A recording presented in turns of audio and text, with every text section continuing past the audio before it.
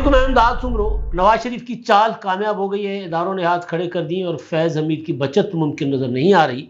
फैज़ हमीद क्या, इमरान खान साहब की अहलिया बुशरा बीबी के खिलाफ भी एक बड़ा हुक्म आ गया हुआ है। बुशरा बीबी क्या, साबिक चीफ जस्टिस साकिब निसार के साहबजादे के मुतालिक भी, और फिर 2 सहाफ़ियों को गिरफ्तार करने के अहकामात, वारंट जारी हो चुके हुए हैं। मामलात पर बात करने से पहले गुजारिश कि जिन्होंने अब तक मेरे चैनल को सब्सक्राइब नहीं किया, बराए मेहरबानी वो सब्सक्राइब करें, और मेरी गुजारिशात, मेरे तज्ज़िये और ख़बरें यानी व्लॉग्स मजमूई तौर पर अगर पसंद आए तो लाइक करें और शेयर भी करें। तो अब मामलात की तरफ। मामलात बहुत ज़्यादा गंभीर होते जा रहे हैं। ताल्लुक़ है प्रोजेक्ट इमरान खान का इस सारे मामलात से। आप देखें, जितने लोग प्रोजेक्ट इमरान खान के साथ जुड़े थे, जो प्रोजेक्ट इमरान खान के लिए साजिशें कर रहे थे, जो मैनेजमेंट कर रहे थे, पॉलिटिकल इंजीनियरिंग कर रहे थे, और जो फिर ढोल बजा रहे थे, सारे इन ढोल बजाने वाले, प्रोपेगेंडा करने वाले, जो दिन रात बैठकर टीवी पर कहते थे कि ये इमरान खान ही पाकिस्तान को बचा सकते हैं, ये सरदारी, ये नवाज शरीफ, मतलब इनको तो गिरफ्तार कर लेना चाहिए, इनको तो ज़मीन में गाड़ देना चाहिए, जिंदा गाड़ देना चाहिए। उनमें कुछ जो हैं वो बाद में आहिस्ता आहिस्ता पीछे हटे, और पीछे हट के उन्होंने उल्टा, जिस तरह इमरान खान के हक़ में बात किया करते थे, पुराने सियासतदानों के ख़िलाफ़ बात किया करते थे, उसी तरह पुराने सियासतदानों के हक़ में बात की या नहीं की उन्होंने, लेकिन इमरान खान को उन्होंने खरी खरी सुनाना शुरू कर दी। वो भांप गए थे ना, वो कारीगर लोग थे, उनको पता चल गया था कि जनरल कमर जावेद बाजवा का इशारे का इंतज़ार नहीं करना। जो बाजवा साहब ने कहा था ना कि जब हमने प्रोजेक्ट इमरान खान तो लॉन्च किया था, हमारे सर पर इश्क था इमरान खान का, उसका भूत सवार था, हमें तो मतलब मज़ा आ गया ना, हमने मज़ा चख लिया। तो जब हमने मज़ा चख लिया, हमने देख लिया कि भाई ये तो प्रोजेक्ट हमें भी ले डूबेगा, तो हम जब पीछे हट गए तो हमने गलती ये कर ली कि जो ढोल बजाने वाले थे ना प्रोजेक्ट इमरान खान के लिए, जिनको हमने भोंपू बनाया हुआ था, टीवी स्क्रीन्स पर बिठाया हुआ था, जिनको हम फाइलें दिखाया करते थे, उनको हम भूल गए डिफ्यूज़ करना। उनको हम उनके जहनों के अंदर जो हमने चीज़ें भरी थी वो निकालना हम भूल गए। अच्छा, लाजमी नहीं था कि अगर ये निकालने की कोशिश करते तो निकलता। जिस तरह इमरान रियाज खान साहब हैं, वो सरेआम मुंह पे अगर कहते थे कि आपने हमें दिया था सारा कुछ, भाई अब आप कह रहे हो कि हम पीछे हटे, हम नहीं हटेंगे, तो फिर इमरान रियाज ने वो ना हटने का खमियाजा भुगता है। जो उनसे मिलकर आ रहा है वो हैरत ज़दा है, अफसुर्दा है, परेशान है कि ये कोई इस तरह भी कोई करता है अपने शहरियों के साथ। सबको पता है किसने किया है। यानी वो शख्स जो फर बोलता था, जो किसी को बोलने ही नहीं देता था, उससे बोला नहीं जा रहा, रुक रुक के बोलता है। हाँ, कहते हैं मंसूर अली खान ने उनसे मुलाकात की है कि जी वो अज़म उसका पूरा है, कमज़ोर वो हो चुका है, लेकिन आसाब उसके कमज़ोर नहीं हुए। यानी इमरान रियाज खान फिर खड़ा हुआ अपने उस पर। हाँ, जिन्होंने पीछे हटना था वो हट गए, जिन्होंने भागना था वो भाग गए, जिन्होंने निकलना था मुल्क से निकल गए। इन्होंने भी कोशिश की थी कि यार निकल जाऊँ। जाहिर है जिस तरह के हालात, जिस तरह की चीज़ें थी, उनको अंदाज़ा था इमरान रियाज को भी। लेकिन वो जो ये सारी जो डेवलपमेंट्स हो रही हैं, सारी की सारी प्रोजेक्ट इमरान खान जो था उससे मुतल्लिका है। तरह तरह की चीज़ें थी ना, मतलब अलग अलग चीज़ें की गई थी। पनामा एक तरफ था, धरने दूसरी तरफ थे, एक 14 वाले धरने थे, एक 17 वाले धरने थे। फिर अकामा था, फिर अकामा वाले मामले में, और फिर वो ज़मानतें ना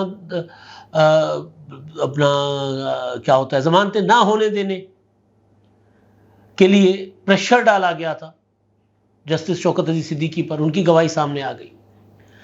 लेकिन उसमें जो चीज़, जो एक अदालत का फैसला मौजूद था, वो था फैज़ाबाद धरने वाला। कल उसकी समाअत है, उस समाअत पर तो करेंगे बात, लेकिन अभी जो डेवलपमेंट हो रही है मैं उस पर बात कर रहा हूँ कि उसमें उन्होंने फैसला दे दिया था कि जितने भी इसके किरदार हैं, और उन्होंने कहा था कि आईएसआई ये सारा कुछ मैनेज कर रही थी और आईएसआई के लोग जो उसमें मुलविस हैं उनके खिलाफ कार्रवाई होनी चाहिए। और डीजीसी फैज़ हमीद था, उनके दस्तखत से मुआहदा हुआ था धरना, फैजाबाद धरने वालों के साथ। तो जो फैसला था जस्टिस काजी फायसा साहब की सरबराही में अदालत का, उस फैसले के खिलाफ नजरसानी की दरखास्तें आ गई थी। मुझे इशारा कर दिया, मैंने डाल दी, उसको इशारा कर दिया, उसको इशारा, कुछ दर्जन भर दरखास्तें आ गई थी नजरसानी की। वजारत दिफा की भी थी, IB की थी, इंटेलिजेंस ब्यूरो की, पैमरा की थी, तहरीक इंसाफ की थी, MQM की थी, शेख रशीद की थी। इस तरह काफ़ी सारी दरखास्तें थी। अब नवाज शरीफ ने लंदन से बैठकर एक बात कह दी कि जब तक कमर जावेद बाजवा और फैज़ हमीद, साकिब निसार, आसिफ सईद खोसा और अजमत सईद और एजाजुल एहसन का एहतसाब नहीं होगा तो मुल्क आगे नहीं बढ़ सकता। मट्टी पाओ पॉलिसी नहीं चलेगी। शोर शराबा हुआ हर तरफ। हमने भी कहा, आज भी कह रहे हैं कि नवाज शरीफ साहब ने प्रीमेच्योरली ये बात की है। पाकिस्तान आकर कदम रखे, कदम रखने के बाद फिर बाकी जो बातें करनी थी करें। लेकिन बहरहाल मियाँ साहब की ये बात और कल के लिए यानी 28 सितंबर के लिए फैज़ाबाद धरने का कि नज़रसानी के जो मामलात थे वो समाअत के लिए, नज़रसानी की पिटिशन जो थी उनका वो समाअत के लिए मुकर्रर हो गई। अब वो जब समाअत के लिए मुकर्रर हो गई तो फिर सबसे पहले खबर आई कि IB ने जाकर हाथ जोड़ लिए सुप्रीम कोर्ट के सामने कि जनाब हम तो अपनी नज़रसानी की दरख्वास्त लेते हैं वापस।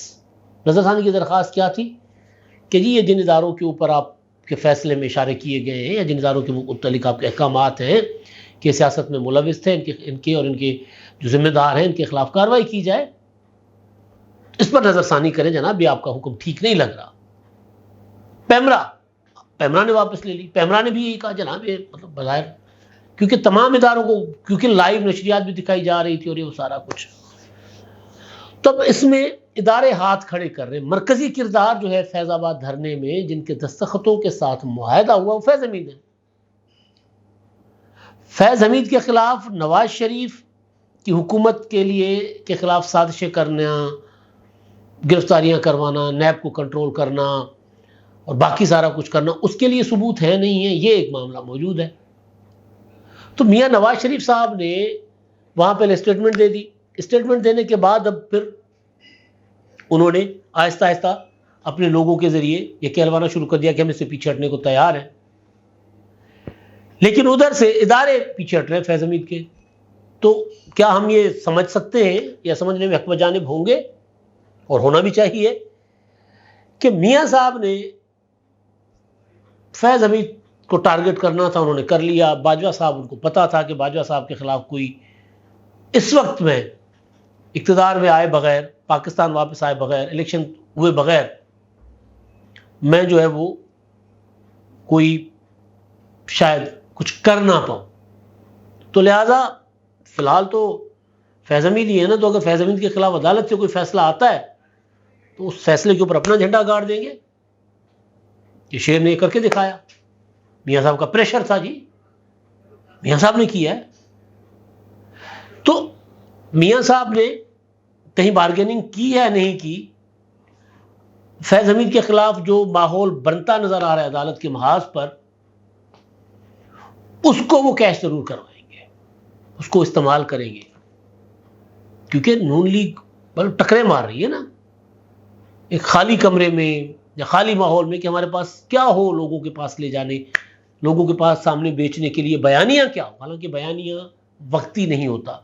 मैं बार बार ये वजाहत इसलिए करता हूं कि लोग एक गलत बात करते हैं कि जी अब ये बयानियां उन्होंने बना लिया। बयानियां नहीं, प्रोपेगेंडा होता है, मौकूफ होता है। बयानी की उम्र लंबी होती है, तवील होती है। तो 12 अब वो प्रोपेगेंडा के लिए वो क्या चीज बनाएंगे, क्या करेंगे, ये ढूंढ रहे हैं। तो उनको फैज़ हमीद अगर मिल जाता है अदालत के जरिए, जो कि अदालत अपने तौर पर कर रही है, लेकिन इनका इनको फायदा हो जाएगा, तो क्यों नहीं खेलेंगे मियां नवाज शरीफ साहब। अकेले फैज़ हमीद नहीं है ना, मामला तो और आगे जा रहे हैं। अब मामला जो है वो है बुशरा बीबी का, साकिब निसार के साहबजादे नजम साहब का और मुईद पीरजादा और साबिर शाकिर साहब का। अब ऑडियो लीक्स का जो कमीशन था, चीफ जस्टिस साहब उमरता बंदयाल, साबिक चीफ जस्टिस उमरता बंदयाल ने, तो वो दुनिया की अदालती तारीख के शर्मनाक फैसलों में से एक शर्मनाक फैसला देकर उसको तो उन्होंने बंद कर दिया कि अपनी सास की ऑडियो के ऊपर बनने वाले कमीशन को उन्होंने कलअदम करार दे दिया। और उस कमीशन की सरबराही कर रहे थे मौजूदा चीफ जस्टिस और उस वक्त के सीनियर मोस्ट जज जस्टिस काजी फायज ईसा। उस कमीशन में 2 अरकान जो थे 3 रुकनी कमीशन में, एक इस्लामाबाद हाईकोर्ट के चीफ जस्टिस और एक बलूचिस्तान हाईकोर्ट के चीफ जस्टिस।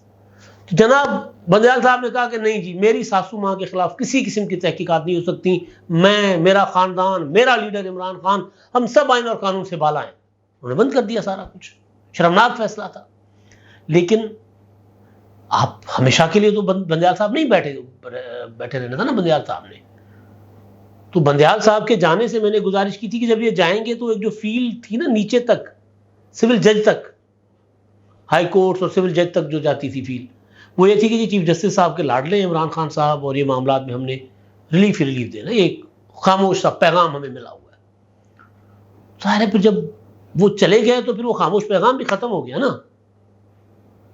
तो अब वो जो ऑडियो लीक्स नजम साकिब, वो साकिब निसार साहब जो टिकटें दिलवा रहे थे, कहते हैं कि पैसे देकर टिकटें दिलवाई उन्होंने। कोई मियाँ उज़ैर थे तो मियाँ उज़ैर के साथ उनकी नजम साकिब की ऑडियो की, जी मेरे बाबा ने बड़ी मेहनत की है आपको टिकट दिलवाने के लिए, तो आपने भी पता नहीं क्या करना है, ऐसी बात कोई थी। फिर वो जो बुशरा बीबी की ऑडियो थी इनाम के साथ, वो जो जमान बनी गाला के केयर टेकर थे, कि क्यों तुमने तहाइफ जो थे तोशा खाना की उनकी तस्वीरें बनवाई हैं।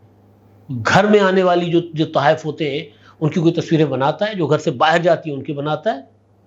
और MS जो है मिलिट्री सेक्रेटरी प्राइम मिनिस्टर के PM ऑफिस के, वो हम पर एतबार करके वो हमें चीज़ें भेजते हैं और आप उसकी तस्वीरें बनवाते हैं। और फिर जुल्फी बुखारी के साथ एक ऑडियो कि जी घड़ी इमरान खान साहब की यूज़ में नहीं है, ये भेज दो। और बहुत सी और ऑडियोज़ हैं। तो उनके खिलाफ मामला चल रहे थे। FIA ने तहकीकात शुरू कर रखी हुई थी। इस्लामाबाद हाई कोर्ट ने स्टे पे स्टे दिया हुआ था कि जी नहीं बुला सकता कोई इनको। अब इस्लामाबाद हाई कोर्ट में नजम साकिब और बुशरा बीबी की ऑडियोज के मामले को एक साथ जोड़कर, और उन्होंने जो स्टे था, समन जो तलबी का था FIA की जानिब से बुशरा बीबी को और नजम साकिब को, उसमें 31 अक्टूबर तक के लिए उन्होंने कर दी है तौसी। लेकिन मामला जो है वो ज़ाहिर रुकना नहीं है, यहाँ पे इसने आगे जाना है। तो ये सारे आड़े रगड़े में। अच्छा, अब दूसरा जो मैंने गुजारिश की ना कि प्रोजेक्ट इमरान खान के लिए हर महाज पर, यानी अदालत के अंदर, फौज के अंदर, ब्यूरोक्रेसी के अंदर, सहाफत के अंदर, मीडिया के अंदर लोग बिठाए गए थे। प्रॉपर उनको प्रॉपर रोजाना ब्रीफ किया जाता था कि आज क्या करना है। वो उस हद तक, जिस हद तक तो उनकी ड्यूटी थी वो उससे आगे निकल गए। यानी 9 मई का जो वाकया होने जा रहा था या हो रहा था, उस वक्त बाहर बैठकर कुछ लोग, जिसमें मुईद पीरजादा हैं, साबिर शाकिर हैं, बल्कि एक तो दूसरे हैं वो जो बैठे हुए लंदन में, उनके खिलाफ भी कुछ कार्रवाइयाँ हो रही हैं, वो वहाँ पे लोगों को भड़का रहे थे, इनकलाब आ गया, ये हो गया, वो हो गया। तो उनके खिलाफ मुकदमात थे इस्लामाबाद में बने हुए इंसानी दहशतगर्दी। अब उसमें हालांकि ज़ाहिर मुल्क से बाहर है, फरार हो गए हुए, तो लोगों के बच्चों को आग में झोंक के खुद फरार हो गए। इनकलाब लाना चाह रहे थे और खुद बाहर बैठ गए जाके। खैर, तो उनको उनके दायमी वारंट गिरफ्तारी जारी कर दिए गए। दायमी वारंट गिरफ्तारी ये होते हैं कि वारंट जब तक गिरफ्तारी नहीं होती तब तक वो वारंट बरकरार रहेंगे। एक होता है ना कि फलां तारीख तक 20 नवंबर तक गिरफ्तार करके लेकर आ जाए, तो एक तो वो होता है ना, वो नहीं है, ये है। अच्छा, दूसरा इलेक्शन का एक मामला था, वो डिस्कस करना था मुख्तसरन, और वो एक इलेक्शन का मामला हो रहा है सीधा। इलेक्शन कमीशन ने हल्का बंदियों के बाद, हल्का बंदियों की जो इब्तदाई वोट फहरिस्त है वो शाया कर दी है, और उस पर अब एतराज़ात सुने जाएंगे। 26 नवंबर तक एतराज़ात सुने जाएंगे और उसके बाद उसको बंद करके 30 नवंबर को फाइनल फहरिस्त शाया की जाएगी और उसके बाद इलेक्शन का दिया जाएगा शेड्यूल। लेकिन इलेक्शन जनवरी में होते हैं नहीं होते, जनवरी के एंड में, इस पर सवाल उठ रहे हैं फिर किसी और व्लॉग में दोबारा वो बातें रिपीट करेंगे या दोबारा नई चीज़ें आपके सामने लाई जाएंगी। अब तक के लिए इतना ही। अल्लाह।